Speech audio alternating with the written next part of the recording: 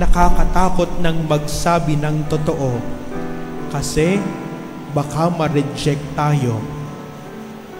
Nakakatakot ng magsabi ng katotohanan, baka sa bandang huli, i-cancel tayo. Nakakatakot ng magsabi ng katotohanan kasi baka sa bandang huli, iwanan tayo.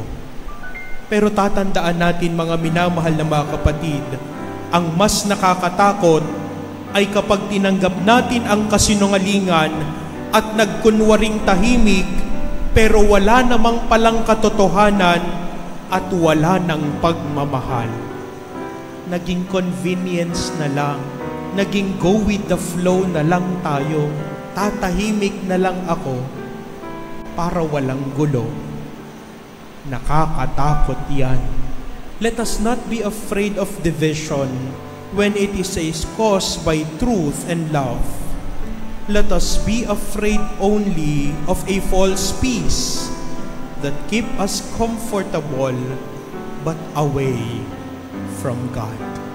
Kapag nasanay na tayong magsinungaling, hindi tayo magiging payapa.